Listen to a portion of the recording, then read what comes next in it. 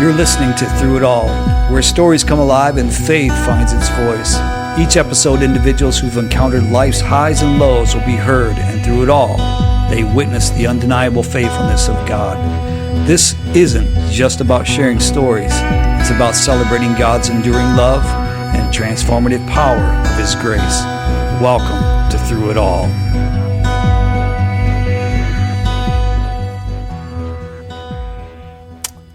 Well, thanks for tuning in, and it is an honor and a privilege to sit across from a good friend. I don't know if you know this. This is Barb Russell, and Barb, on my list, when I first started thinking about this podcast and putting it together, you were numero uno, number one at the top. And there's a reason for that, and we're going to talk about that. Doesn't mean that all my other guests are not important or anything of that nature, but it's nice to have you. Thank you. It's good to be here. Yes, you are a godly woman and an incredible woman of faith. And I know we're going to get a little bit into your story today, but in a particular area. And you have been an incredible testimony to me, your witness through it all, just like the podcast is titled, is you've done something. You've lived out your faith in the midst of hurt, and brokenness, and pain, and loss. And so I look forward to spending some time with you. I really do. And so I would start with saying how I got to know you, or how do I know you? And so I remember you guys originally were at Centerpoint? Yes. The Centerpoint Church, okay. And you came here, was it the first Sunday? Yes. Yes, it was. Yeah, the first Sunday you came. And I remember meeting you. And I remember Mark, and I love that guy. And I remember, kind of getting the lowdown and what he was up to and this and that. And I remember him shaking my hand. And one of the things I remember about Mark is he was so direct. Yes, he was. You don't pull punches with Mark. And he was an incredible man. And later on, I don't know if I ever told you this or not, but I was talking to Jeff Port. And I said, hey, do you know Mark and Barb Russell? And he goes, oh, yeah. Stellar leaders, stellar people. And I'm like, well, we have them now, so thank you. Anyway, so Mark ended up being an elder here, and you've been here now the whole time we've been open at this location. And so you guys have been a blessing to me in so many ways, just encouragement and strength. And so it's a super big honor to be with you today. Well, thank you. It is, and you've been a blessing to us too. Thank you. From the get-go. Is that the beginning? That's from the beginning. All right, the get-go. All right. Well, anyways, some things have transpired, and we talked about your husband, and I want to talk to you a little bit. How did you ever meet Mark in the first place? Well, that's a story. Back in the 70s, when Big Boys was a hangout for the teenagers, we went there, and I walked in there with... Did you say Big Boys? Big Boys Restaurant. Oh, all right. Like the Elias brothers? Yes. Okay. On Westnedge. All right. So I walked in there with my best friend, and Mark was sitting at a table with a bunch of his buddies, and a couple of them were from Kalamazoo Christian. That's where I went to school. Mm-hmm. And when myself and my friend walked in, he pointed me out as I came in the door, and he said, do any of you know that girl that just walked in the door? And one of the guys says, yeah, that's Barb Durian. And he said, I know this sounds flaky, really, but he said, I'm going to marry her someday. What? So that's how it started. And he had a chopper, For our listeners, a chopper is a motorcycle with an extended front end. Yeah, from here to Otsego. And so he asked me if I wanted to go for a ride on it. Of course I did, and that's just so out of character for me. I didn't do that. But my friend knew Mark's buddy, And so she went on a ride with him, so I thought I'd be safe, okay? So I did, and it was quite an experience, and that's just how it started, and we never stopped seeing each other. I met him in September, or June. We were engaged in October and married in April. That's how fast it went. Did you sense that he was the one for you right away? Right away. I mean, being from Kalamazoo Christian, he was looked like kind of a bad boy, but I knew he had a heart, so I just knew that there was something beyond that, the long hair and, yeah. It's hard for me seeing him as an elder in that room giving me reprimand to see him in that place. But, you look back in the 70s and you see those pictures and I'm like, man, that was my dad. That was my mom. Exactly. Wow. Yeah. So how long were you guys married? It would have been 53 years. He passed away February 13, and we would have been married 53 years, April 28. Mm-hmm. And that's kind of what I want to talk about. So in that whole process, did you think that you would, I'm assuming this is the way that I think, is that my wife and I will live to 80 something and she will help me or I will help her. And yet, as much as 53 years is a long time, I would gather in my heart that wasn't long enough. And so then you have this whole kind of thing where faith crashes into loss. Yes.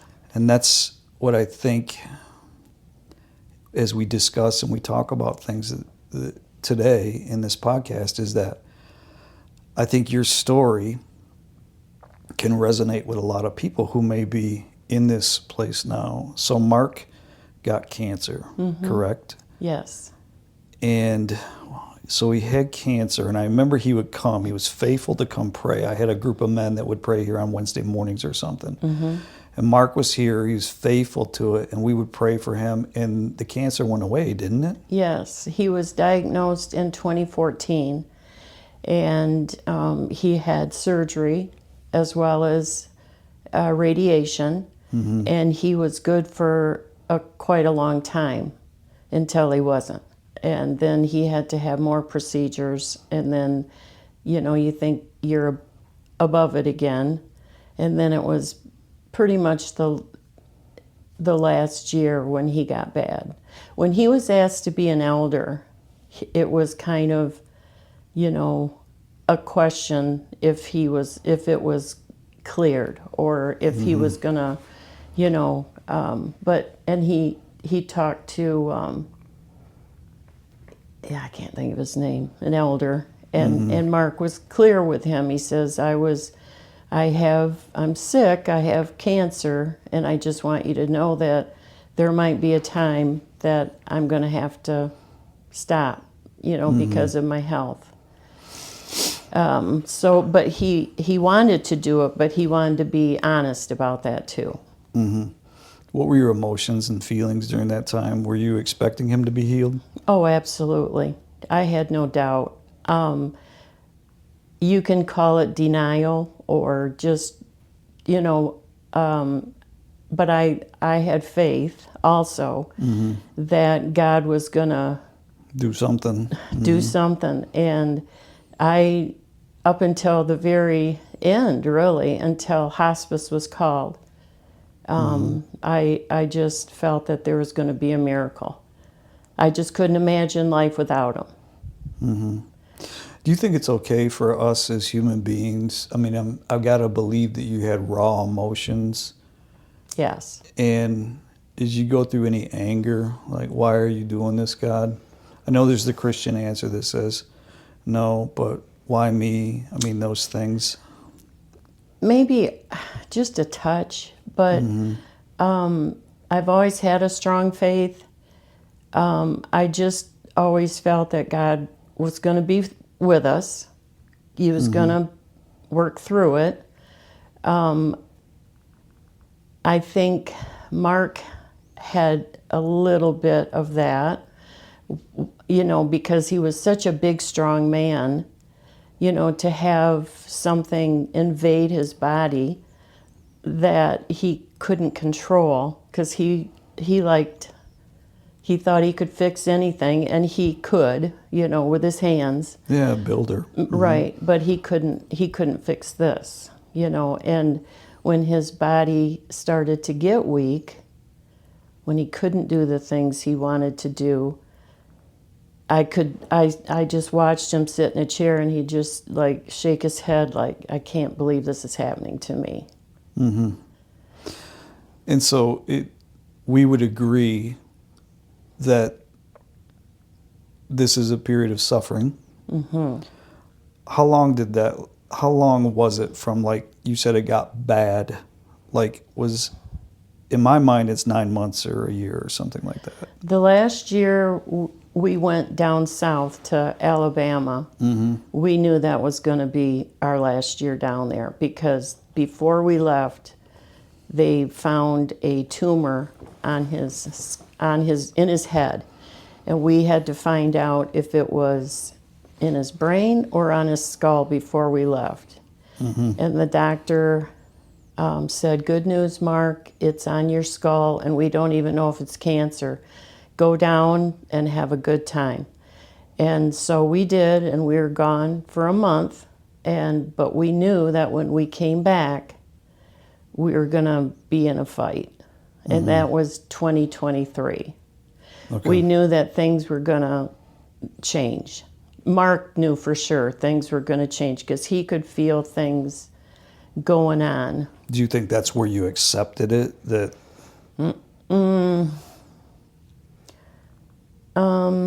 Boy, that's a tough question.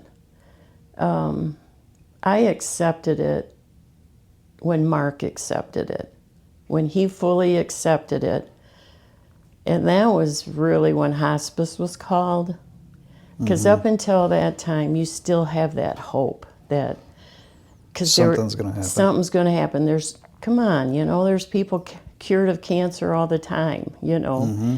And we just thought that there was something, but it was so scary, and it was just so fresh and new. It was like a radioactive thing, and we would have to be separated from rooms, and things just had to be taken care of at home, washing things, Mm-hmm. and that would maybe have given us another 3 months. And that's when he accepted, "Lord, take me home," because it was just too much to grasp.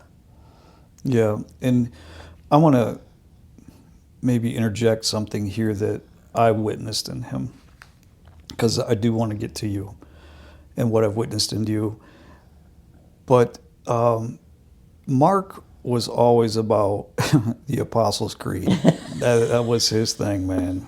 We got to say the Apostles' Creed. If we don't say it, that was his thing. So I remember him. He was just, I love that guy. But I remember it was after a consistory meeting. For our listener, consistory is elders and deacons. And we had gathered for our monthly meeting. And Mark was out in the parking lot, and he was talking to some elders, and I didn't hear the conversation, but I could tell, because I had been in, and I was 10, 15 minutes before I got out there, and they were still out there talking.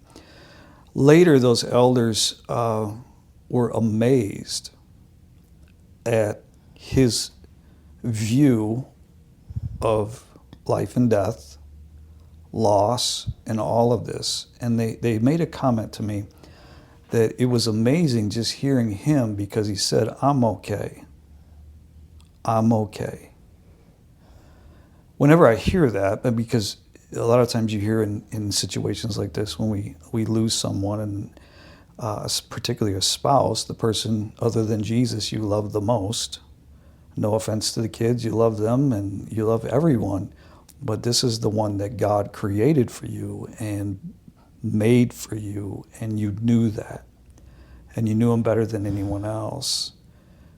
I was amazed at his ability to be okay in the midst of inevitable, death. I mean, he was going, he knew that.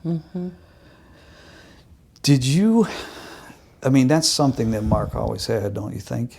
Yes, we had a thing on the refrigerator that he put a magnet to, a piece of paper, and he wrote on it, and we had it from that whole hard time, It said, "It's a good day to have a good day."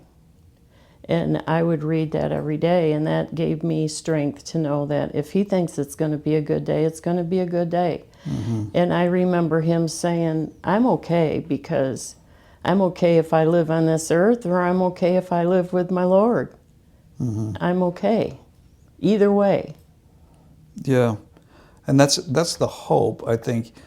But getting to that point, I think sometimes I see this a lot in what I do, is that we can often blame God, why did you take this person away? Why did you do this? And the Bible teaches us very clearly, and we understand that our days are numbered and we don't know when those days are. And that's why it's so important to know Christ and so on and so forth. But when you come face to face with that reality, how did you come face to face with that reality? The struggle that he had to stay on this earth. When the day-to-day process, the meds, the body functions, the mental, the watching his body wither, watching him, this big strong man, couldn't get out of a chair. I had to call my neighbor to ask her to come over to help me get him out of a chair. That's when I knew that it was time, 'cause he wasn't going to get well. And that's when I could say, take him, Lord, because it's not good this way. He needs to. Which is a gift of love, correct? Yes. What were some of the emotions and stuff that you were dealing with that during that time? And, that's not to take away from hospice is just wonderful.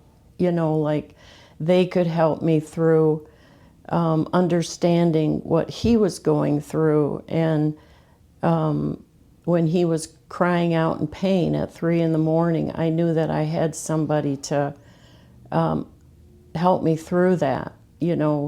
They would be there as quickly as they could. They'd explain to Mark, this is why you're feeling this way, this is what we're going to do. And then when they could calm him down, what can we do for you? We went in the kitchen, and what can we do for you? And thankfully I had a Christian hospice person, and we could pray, and, she became quite a friend of mine.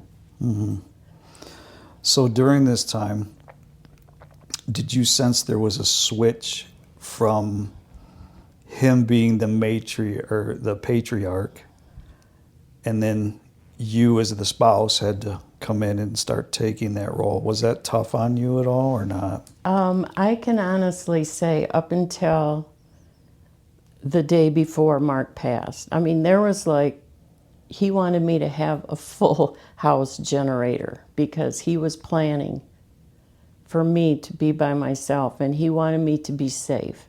He was outside in that yard watching those guys. Of course. Making sure. Did he give them the creed? Make them quote the Apostles' Creed before they worked on anything? It wouldn't surprise me if he did. It was awesome. But, he just took care of me up until, and one of the last things he said to me was, you have a lot of life to live it. That was like, wow, he wants me to live this life out. I'm going to be without him, but he's going to be with me in my heart. The thing that living a lot of life and, going through all of those things and stuff, I would assume, just like anyone, you miss him dearly. Every day. Yeah. What do you miss the most? That twinkle, that doing the yard, all these leaves coming around the corner of the house saying, I got the backyard, you got the front. And I said, yeah, just everyday things. I miss watching him with his son Chad. I hurt for Chad that he doesn't have his dad. His granddaughters, his daughter, and all that was. It was devastating.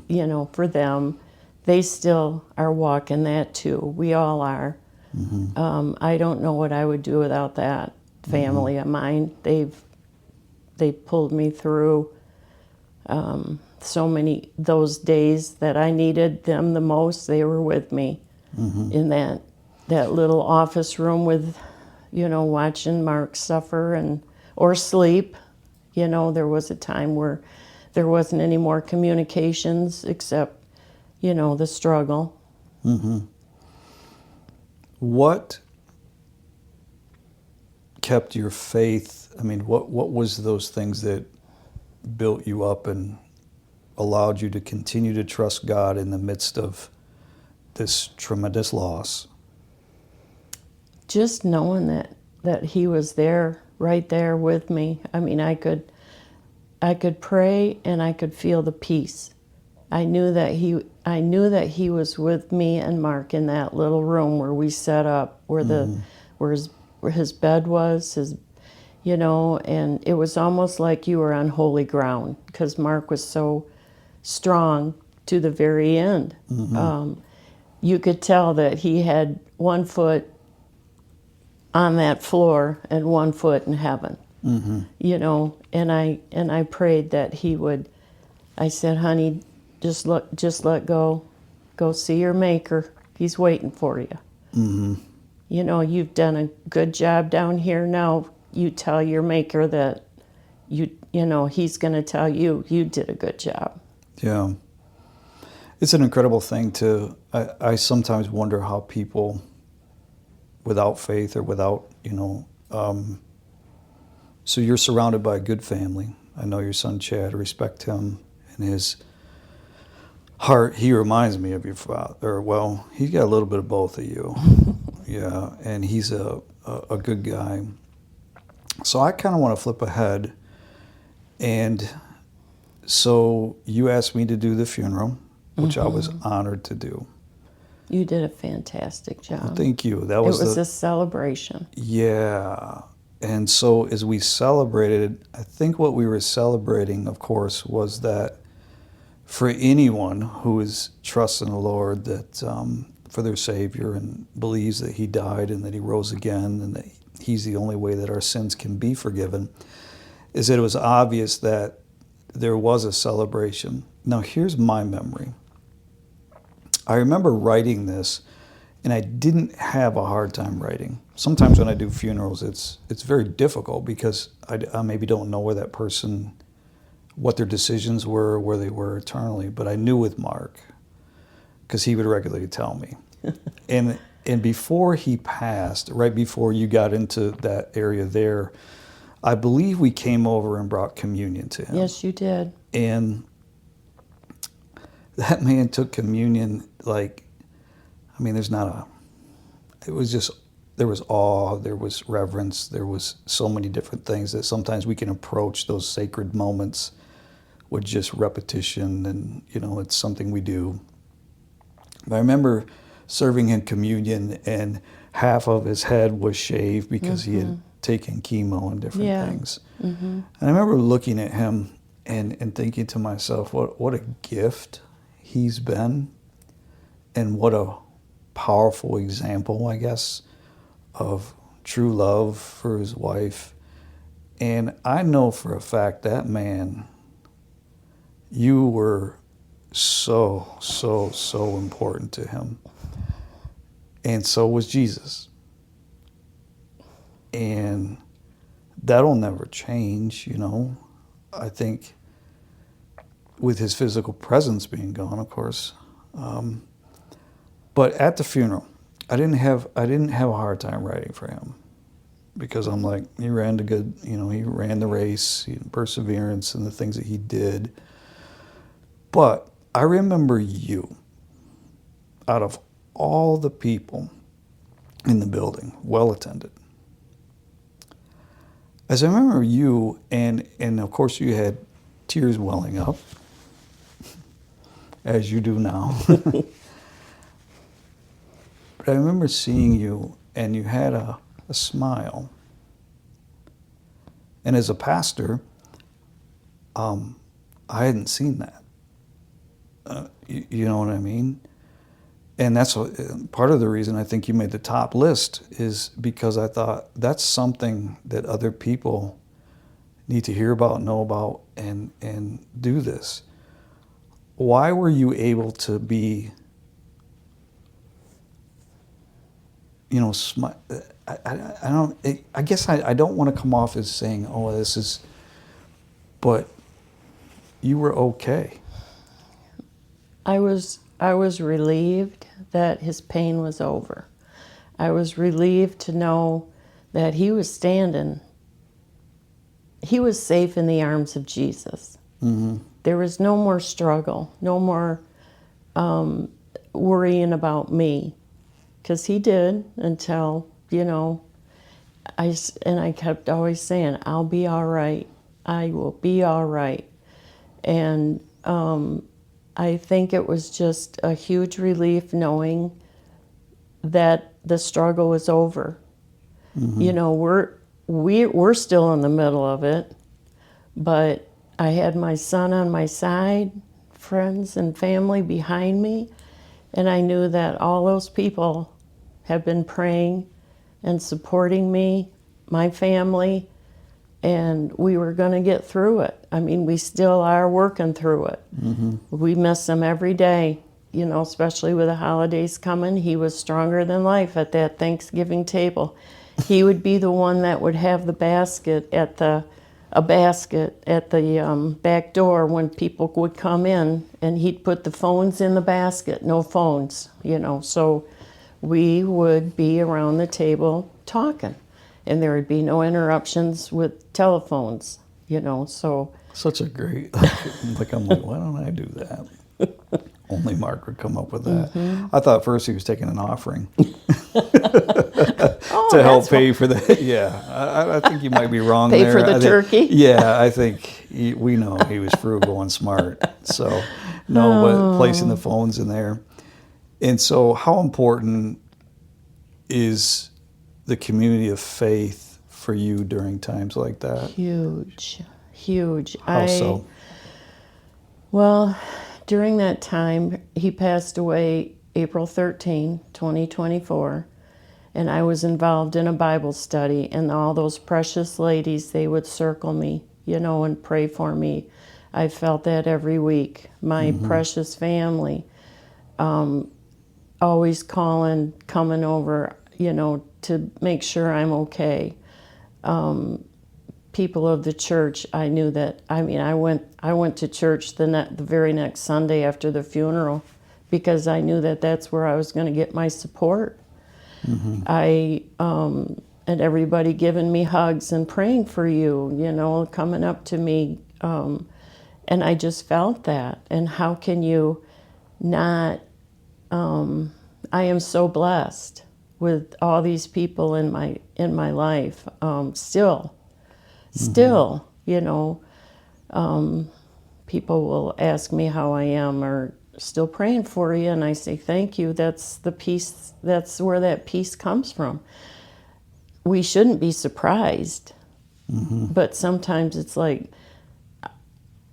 I don't know. It's not like I feel bad, but it's almost like people look at me like, how come she doesn't, fall apart or.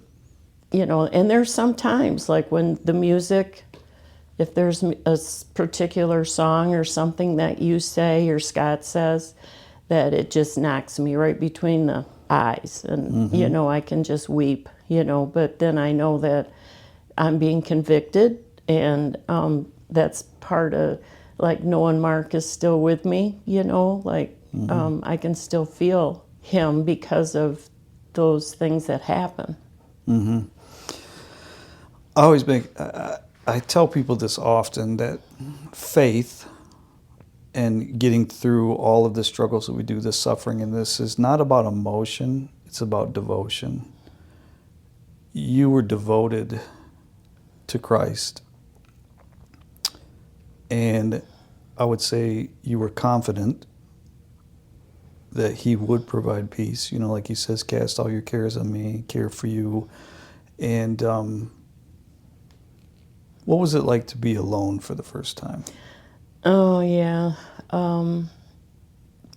I've always felt comfortable in my house. My house is my home. Mm-hmm. I almost feel like I'm hugged by it. I've never been afraid. To be alone, it's different. The house is quiet. There's certain noises that you wonder, what was that? But then you go in the basement and you find out it's just water heater or whatever. But I'm impressed that you went down there.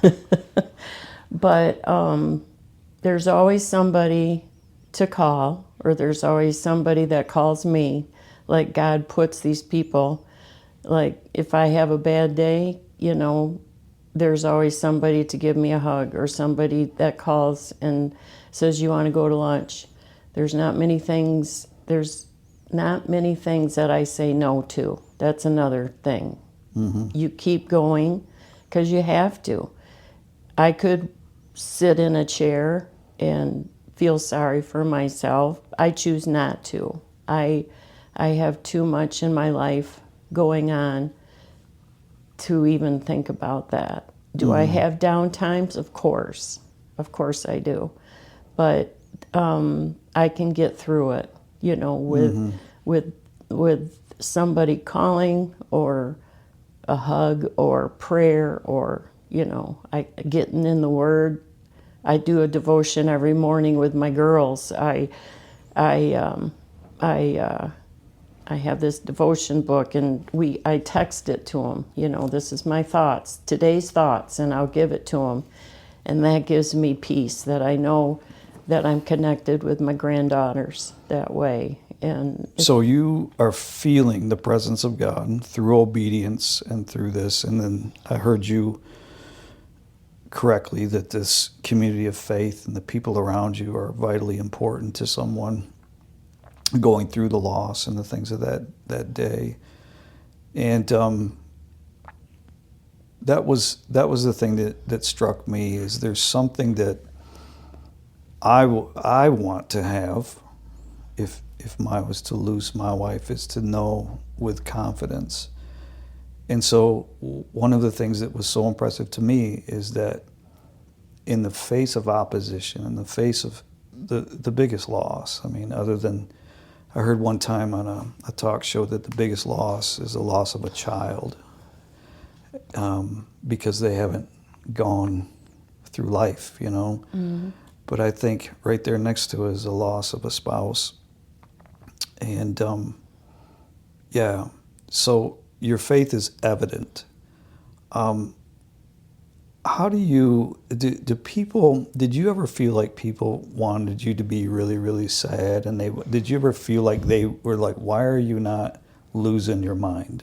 Did you know what I mean? Yes. Did you feel that at all from people? Like, totally. No, not really from people, from myself. Like, why aren't I falling apart? Or do people think I'm so cold, or that I didn't love my husband enough? Because I did have a smile on my face, and I could laugh. Sometimes when I have always been a happy person. If I didn't, I don't know, it's hard to explain. I just wanted to be able to show others that I am okay, that the Lord is with me, and that I can laugh. And the people who know me the best know that is me. But if somebody heard me laughing who didn't know me, I'm thinking, oh man, maybe they think that I just didn't love my husband enough, or you know what I mean? And that's what we're talking about, is that's if you hit a percentage, I'd say 1% of the people, that even believers or whatever, and there is a different people have different hurts and grief and the closeness of the relationship. But I know you guys were close. I mean, you rode Harleys all over the country, and We did.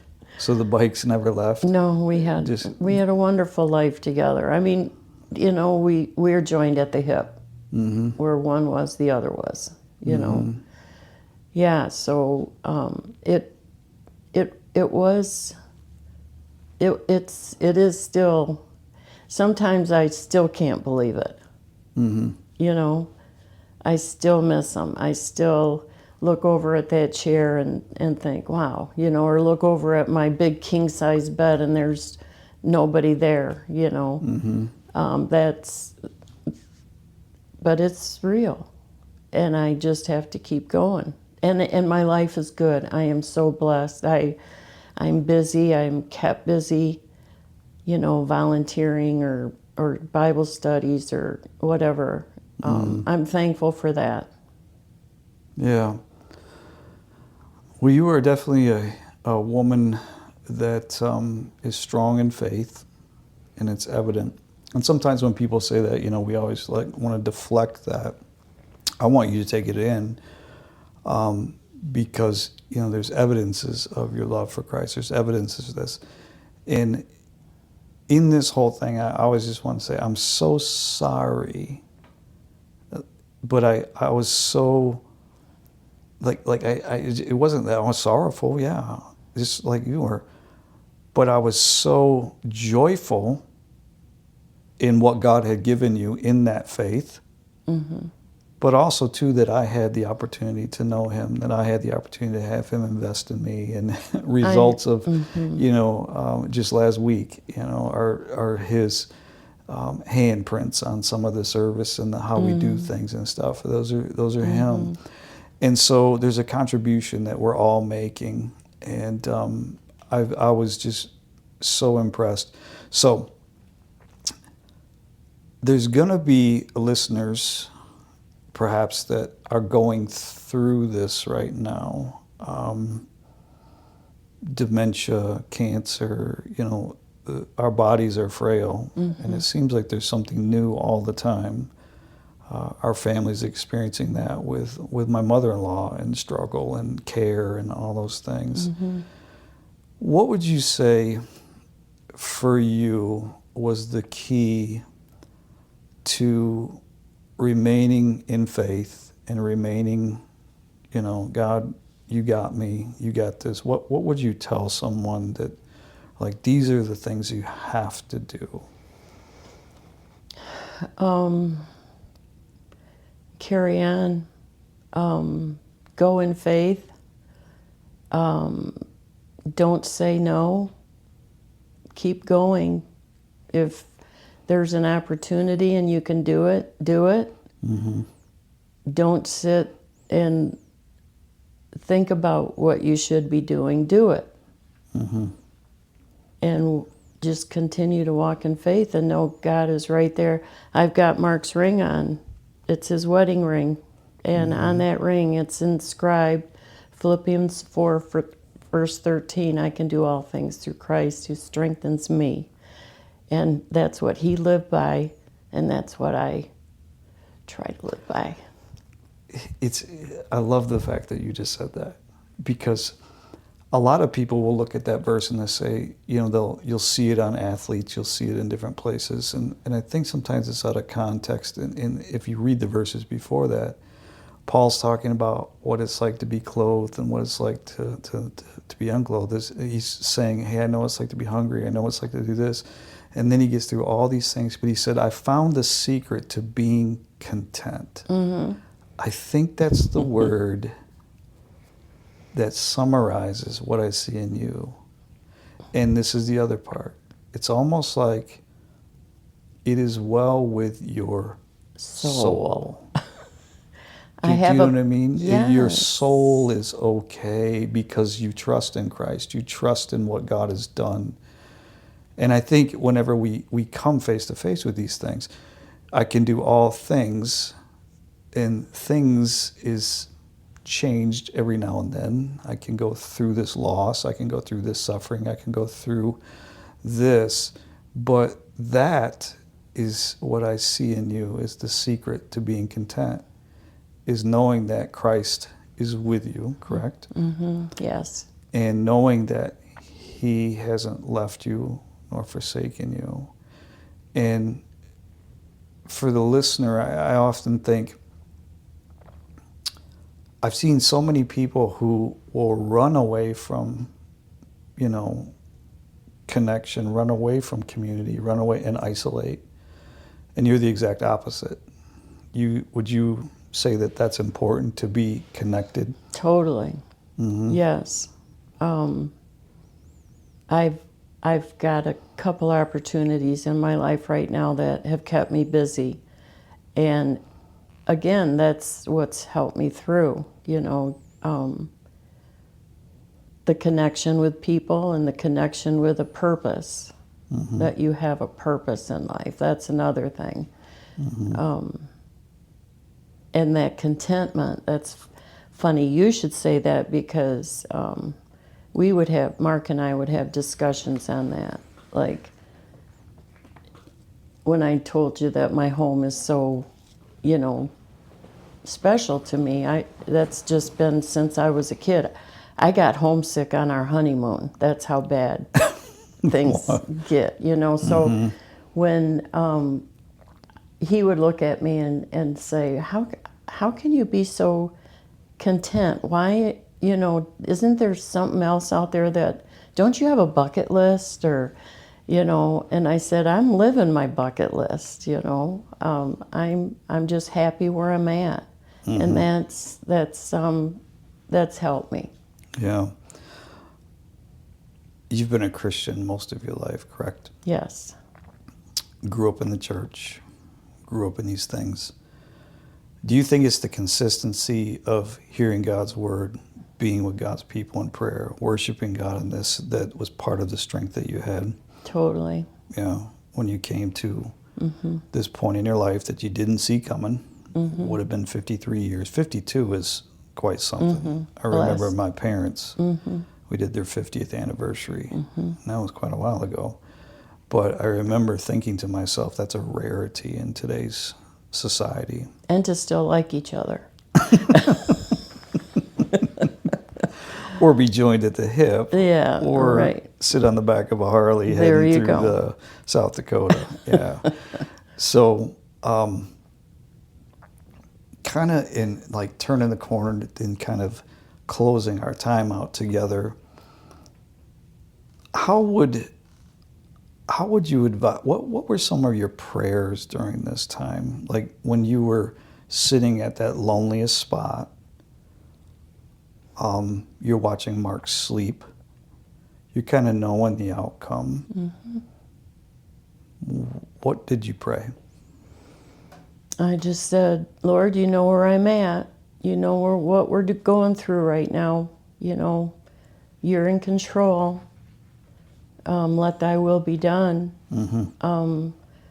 Those were just, and it is well with my soul. Mm-hmm. I just had that faith, that secure feeling that he was in that room with us. Mm-hmm. And Do you think everyone can experience that? oh yeah, for sure. I mean, you have to get on your knees, Mm-hmm. but you can get there. Mm-hmm. You can get there. It's not easy, and like I said, I'm still walking it. I still miss them. Mm-hmm. I Which you always will. totally. Mm-hmm. There's there is a void, but to think that he's in glory right now. Every morning I just thank God that he is just whole, that he's not suffering physically, mentally. I really am thankful for that. I had a friend say to me one time, so we just buried my father-in-law not too long ago. And that's the first time I've ever done a funeral. I've done every kind of funeral there is. That's the first time I've ever done a funeral where that was family. Mm-hmm. And I remember sitting across the whole, looking across the crowd and everything. And so I asked one of my buddies, one of the guys I hunt with and stuff, and I said, "Hey, can you pray for me? Here's what's up." And I think sometimes it's almost like we feel weak if we ask for prayer. You know what I mean? Like, why aren't you handling this better? And I think we have to be real, if you would say, or the best way to say it is be real that we're weak. And then the Bible says when we're weak, He's strong. Oh, yeah. Yes. And even though we're going through the fire, He promises you're not going to be burned. When you go through the waters, you won't drown. I'm gonna get you through this. As my buddy said, he said, "Man, He beat us to glory. You should be jealous." And I thought, what? And it was like one of the most, I'm like, is that good or bad? Should I give it a thumbs up or a heart? I don't know what to do with this text. And then I started thinking about it and how distant we are sometimes from the reality of what the presence of Christ and being with Christ is. Mm-hmm. And for a listener, someone like that's important, isn't it? To keep that focus that this is better than this here. Mm-hmm. That's what gets me through, knowing that He is in glory Mm-hmm. with all the saints before Him. Mm-hmm. And man, can you imagine? It's like the song, I can hardly imagine, I can't imagine it. But it's better than anything we can ever imagine. Mm-hmm. Right. Yeah. Again, Barb, I'm so grateful. If I had a desire for every believer that I ever ministered to, it's to have that eternal perspective, that lens by which we look, that we're sojourners, we're going through this, Mm-hmm. And you don't strike me as someone who's surprised this happened. It wasn't in the plan, if you had your way, and yet it's still your will be done. Mm-hmm. And I think as a believer, one of the things that my prayer is that we continue to live out our faith, and that's something that you've done well. Thank you. In the midst of it all. And so, man, I don't know how to land the plane right now. You got any last words or anything that you would say to someone who's listening? It's just that I am not alone in this. Mm-hmm. That without my faith, without my family, without my friends, this whole community, this village that has been with me from the time that Mark got sick until, he passed. That's where the peace comes from. It's just amazing. Well, you're amazing. You're amazing. Well, we'll just keep saying that to each other, and that's how we'll close, and then we'll be joyful. How does that sound? Yes, I like that. So, thank you for spending time with me. Thank you for having me. And I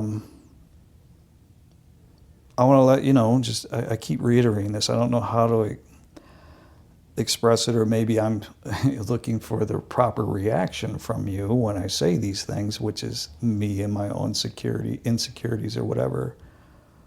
But you made an impact on me. And, I'm glad. Because you remember we were teaching, what was it, Ecclesiastes? Oh, yeah. Do you remember that? Mm-hmm. And it was about Solomon coming to the end of his life, and he's like, you know what? I tried all these things. I've done all this stuff. And to me, it's like you had the right balance of, the real flesh, the physical that we're living in here, but your eternal perspective. And, you know, for someone who's listening, that's something that we must always keep in mind. Mm-hmm. That we are not our own, that we belong to our faithful Savior, Jesus Christ, who gave his life for us. And I don't want to go into catechism right now, but that's question and answer number one. And I think you knew that about your husband. It can only get better. Yeah. I can't think of a better place to stop. Barb, I love you dearly. I love your family. And I'm so grateful that you spent some time with me. And I hope and I pray that someone who's listening is encouraged and knows that you can still have joy. Yes. You can still have hope. You can still have peace. You can have all of these gifts, fruits of the Spirit, even in the midst of the most tough stuff in the world. So thank you so much. Thank you.